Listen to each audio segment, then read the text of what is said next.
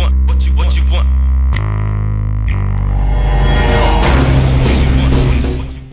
Hi everyone, I'm Dan Albers and welcome to Redskin Review. Today's show is being taped on Monday, February the 1st, and we kind of have a special edition of Redskin Review. Usually we don't start this up until about August, and the reason we're having this show is to welcome the new head coach of the Anderson Redskins, and Evan Dreyer. And Evan, welcome to Anderson. I'm excited to represent Forest Hills as well as Anderson High School. It's a special place. It brings up a lot of excellence in football academically as well. So I'm excited to represent the whole community as well as the past Redskins and the future Redskins.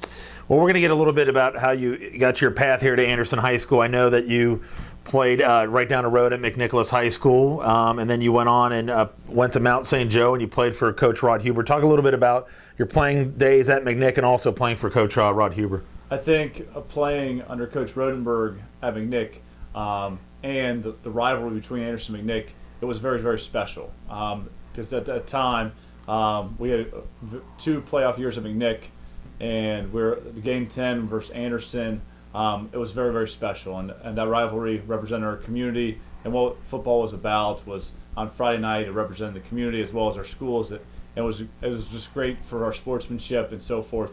Then I went to Mount St. Joe and played quarterback under Coach Huber, and we were 36-4 in our regular season games. 2 playoff appearances. It was just a great ending when I got to play in the last playoff game against Wheaton College. And I had the privilege of broadcasting some of the games at Mount St. Joe, and every time I went to interview Rod Huber, very high-strung, very energetic guy. Was he that kind of way as a coach too as well? Coach Hubie is very, very special because he doesn't do much of coaching football. He's a great organizer. He takes care of our took care of us as players, and was more of a mentor, role model, guy that cared for us and did the things off the field. And then you, after your playing career at Mount St. Joe, you went into your coaching career, and I believe we said earlier that you started off at Colerain, came to Anderson for 1 year, and I believe it was the 1 year that was the 2008 state runner-up team. Was Yes. that the year that you were here? I really thought that team was going to win it all that year. I just still remember walking off the field at halftime, right before the tip pass, where the touchdown right before halftime, and jogging off the field with Coach Geesting, and it was a special moment because Coach Geesting didn't know what to say at halftime because all we had to do was tip the ball down and knock it down. It was just a special play, and looking in his eye of what are we going to do next and how we're going to go in the second half. It was a moment where Coach did a great job at halftime of getting us ready for the second half, and we came up short though. Two great places to start. You go Colerain, Anderson, 2 great places to start your coaching career. I think the foundation was set. Like when I look back at it, I was 21 and 22 years old, learning it from Colerain, the system that Kerry built and how to build a program. And when I got here of what Coach Geesting was building, coming off a state championship team, of how we were coming back and how we were going to not look back and move forward, and what they were doing offensively was special. They brought in the pistol offense. It was something very different than what Cincinnati has seen before, and to learn from Mike Cook and Matt Stanyard and Coach Geesting, it made a great foundation for me to be able to move forward and become a head coach at age 23. Yeah, and saying that at 23, a really young coach, and you started at Western Brown, had a really good record, 43-19. I believe you went to the playoffs a couple times. Pretty good school to start your coaching career at Western Brown. Yes, and I think it was very, very good for me to be able to become a head coach at 23, but it was more of experience over time to build relationships and to build a community-based program.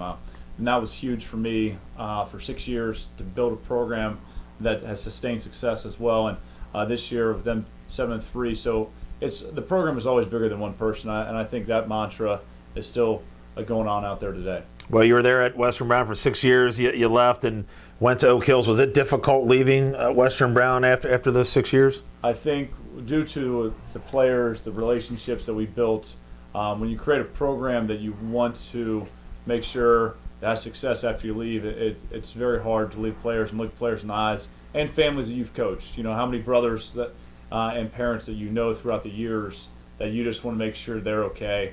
And they wished me the best, but it was very, very hard for me, as well as my wife, who worked in the district, to leave people we cared about. And then after that, you went to Oak Hills, and last year you went 1-9. You were in a really tough conference in the GMC. Was that made it a little bit more difficult for you to try to start a program up with the conference that you were in? I think the talent level of GMC is special. Until you get there and look at it and play and compete against it every Friday night, it's top notch. The players are above and beyond what people expect. I think the physicality every Friday night is different than any other competition you'll see. And I'm sure it was very difficult leaving Oak Hills too as well, trying to, after 1 year with those kids. I'm sure some of those kids were pretty heartbroken, and I'm sure it was difficult for you too as well. I think when you look at Oak Hills as a program, we wanted to build something special. We brought coaches in, we were building relationships with kids, but overall it was a decision that had to be made that was best for my family. That brings us to this current day right now, being named the coach of the Anderson Redskins, and everybody's happy and glad you're here. What you kind of talked about it just now. What was the attraction of coming back here to the East Side and coming to Anderson High School? I think it's a great job. I think it's a job that you can legitimately win year after year and sustain success. And it's a place where I feel like I'm going to be the happiest coach in the world. The support from the Football Moms Club to the alumni, to the teachers, to the principal, to the athletic director, it's special. Chris Newton and Mike Overby are people who love football but love Anderson High School more, and are going to help me create a program where people are going to try to replicate it all across the city. And I think that's something special when you have two guys that have coached football, that have played it, and want to make sure our program is at the top. Did you have a chance before taking the job to look at any film, look at anything like that with some of the kids, or is it just kind of I know I want this job? Is it one of those type things? I wanted this job since I've been an assistant here. I think people don't understand when you look at it from a player going against the competition, then you look as an assistant coach and you realize that's the job that, where you can feel the happiest and you can win on and off the field. It's something special, as well as when you look at the film. I think missing key components. There were injuries last year, as well as you're playing with a young team that I feel like over time that our numbers are going to go up, which I feel is going to help us sustain success. It's pretty well documented that you're an offensive mind. You've got a great offensive background, and just so people are out there, we talked about that Anderson used to run the pistol. What kind of offense is this called? What so everybody kind of gets familiar with it? There is no playbook, and I think that's the biggest thing is that you always go out and evaluate your offense, defense, and special teams, and I think that's been something we've been able to do over time.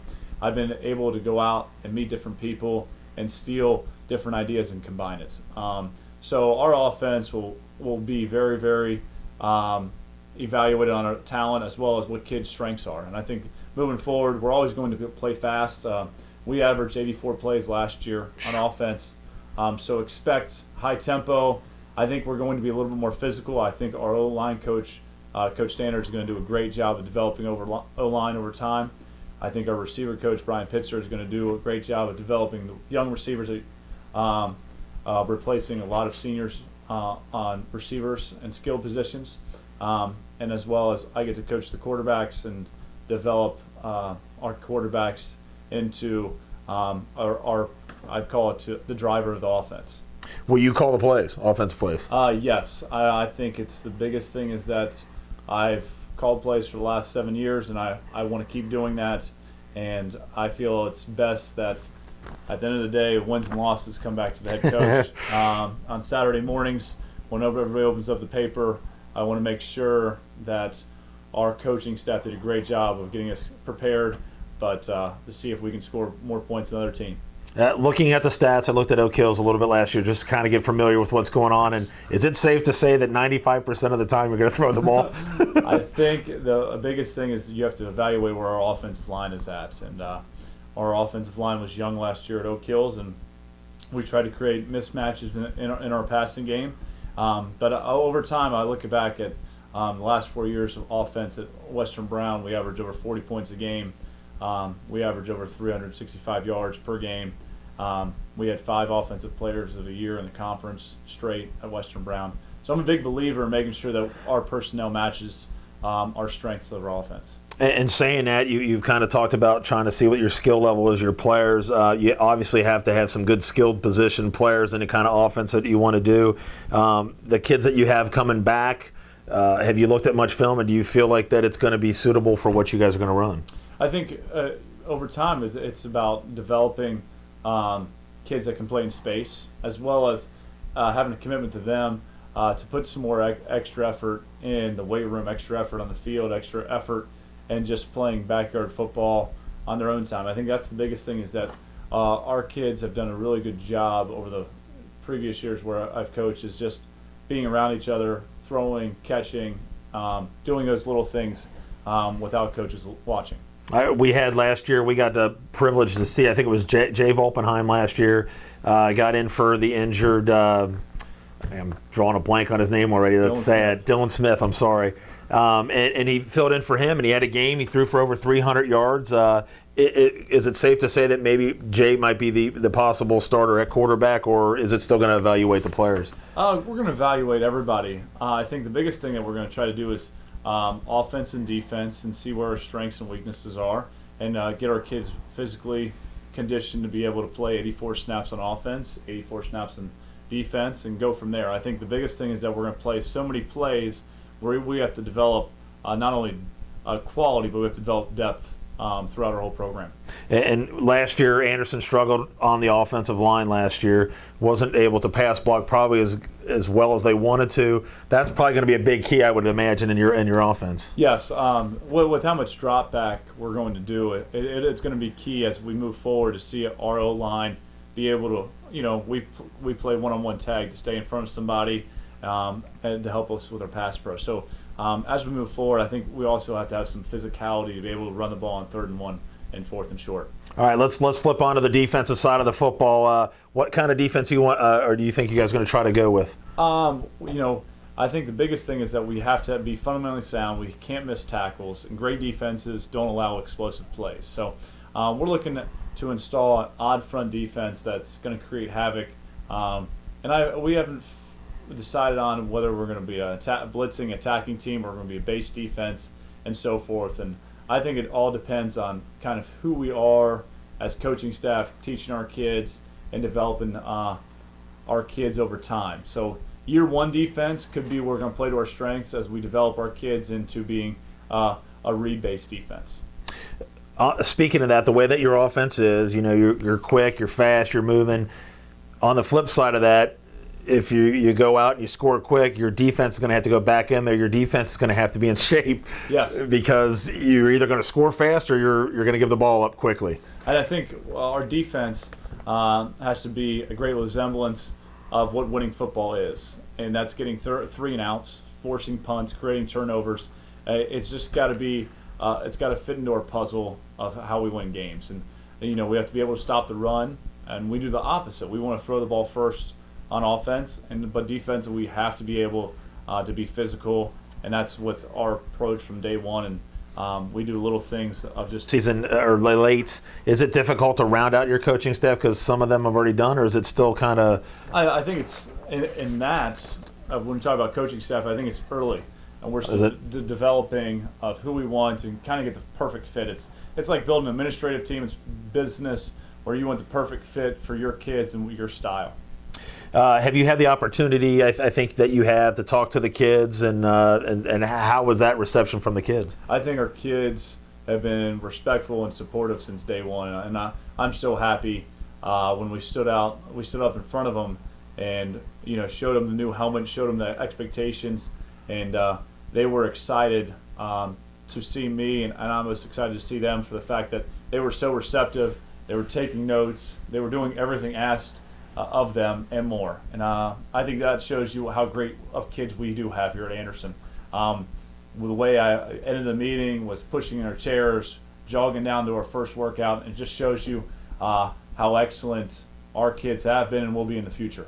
And speaking of that, Jeff's been here a long time, coached, assistant coach forever with Vince, and then head coach. Has he kind of helped you out in any of the transition, kind of letting you know what's, to help out in any way? Jeff has always given me great advice. And I think that's the biggest thing is his advice has always been stay the course, be who you are, don't try to be somebody else. And I think that's huge when you get a new job and you feel like, well, do I need to change who I am to fit people's personality? I think being who I am from day one of how we're going to develop this program, and I think that was great advice for anybody out there. That just stay who you are and be who you are and be the best person you are. And obviously, we talked earlier before we came on. Love the new design of the helmets. Is that something that you're going to do? And is there any other changes that you might do here at Anderson? I think the changes are going to be what the kids really truly believe, and they always look at of, well, how are we going to dress, how are we going to look, of how we're going to warm up, who we're going to be, and how we're going to play. And I think those answers are going to come over time. But right now, I think the helmet was more of the new era is here. I wanted something to be changed. You know, I talked to Coach Siriano, and that's what he changed after year one. And I think coming into this, I wanted to make sure the alumni were on board and didn't think I was disrespecting them. And I think our kids respect the past but can't wait to represent the future. Absolutely. And I know that you had the opportunity to sit down and talk to the football moms, and it's just amazing. Back 30 years ago that's when the Football Moms Club started, and that thing is still going strong, and it's a pretty awesome thing to have a Football Moms Club going on for 30 years. It's special because when you talk about Football Moms Club, some football moms clubs die out over time. Right. When you have supportive people over time, over 30 years, you think about how many moms contribute in some way, some fashion to make sure this program is where it is. And I think that's just special from a community over time when you see, you know, they brought in a binder and over 30 years of knowledge and work that they've shown of what they tried and what they've done to be able to contribute to a football program is something special. And I'm very thankful for how they acted and how they've treated me and my family since we got here. Yeah, they are very good. And speaking of that, we're going to try to wrap this up, but we do have our 4th annual Anderson Football Alumni Association golf outing coming up.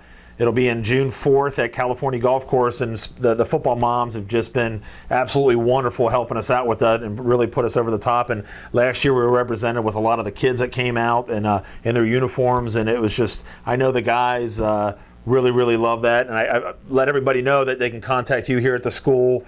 We'll give Evan some information, the brochures and everything here, so he has that. But if you want to be a part of that, we're looking for sponsors and looking for golfers. And all the money that we have raised last year went for uniforms and whatever they decide that they want to do with it this year. So it really is a good time. I think you'll have a really good time seeing everybody. I think the biggest thing is that we want alumni to always come back. We're going to do an alumni 7-on-7 where we bring the youngsters back for a night as well as other things because our biggest thing coming back here is once a Redskin, always a Redskin. So please contact me as soon as you can if you have any questions so we can move our Redskin program forward. Yeah, and again, another unbelievable thing, and it's hard to believe too, is that we've been broadcasting these games for 25 years. It's really unbelievable that we've been doing it that long. Started off on cable, and we've brought it now to the internet, and it's just a really great thing to have the grandparents that live out of town. They get to listen to the game, and they drop us an email and let us know, and they get to catch this show. Not live on the internet, but they'll get to see it on YouTube. So it's pretty cool that we've been doing this for 25 years, and it's hard to believe that we've been doing it for so long. Over 25 years, you guys are like a sports center for Anderson football. It's pretty crazy. I can't believe we've been doing it that long. But again, I got to thank my partner Greg Ellis has been doing the games. He doesn't do the Redskin reviews anymore. And then for the last few years, John Raymond's been our sideline reporter. And if things don't get too crazy, maybe we can catch you right before you go in at halftime. If he can run you down, I don't know. But John's got to get in a little bit better shape than I think. But hopefully he'll be able to get that going for us. But again, I really appreciate you taking the time. I know you're really busy, and I know I'm excited as a former football player here at Anderson High School, and I think the community is too well, and I think you're going to do some great things here at Anderson. I can't wait to lay the foundation for our success now and for the future. I think that's the biggest thing is when you take over for Coach Giesting, you know the foundation has been set before him and before Coach Siriano, and I can't wait to keep the tradition going. The tradition of excellence speaks for itself, and I believe that this program will always be bigger than one name due to the amount of support you get from top to bottom, and I think it's something special where people don't know it until you get here and feel the support of the kids, the community, and the staff that that surrounds us. Again, I appreciate it. Again, we probably will not do another Redskin review. We might catch up sometime before the season starts, but really excited, as we said, of Evan Dreyer being head coach, and we'll probably catch up with you guys here when the football season starts. So for John Raymond, Dan Albers, and Evan Dreyer, you've been listening to Redskin Review here on Anderson Community Television and USBN Sports. Good night, everybody.